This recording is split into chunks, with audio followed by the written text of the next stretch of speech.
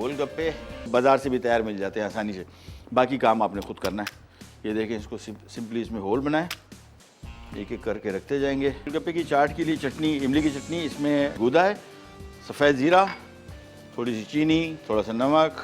यदि चटनी बन गई, इसको अच्छी तरीके से मिक्स कर लिया। इसमें हमने काबली चने पहले डाल दिए, गले में फुल, ठीक है। इसके बाद आ जाएगा इसमें आलू, एक एक दो पीस, इमली की चटनी, ये आ गई।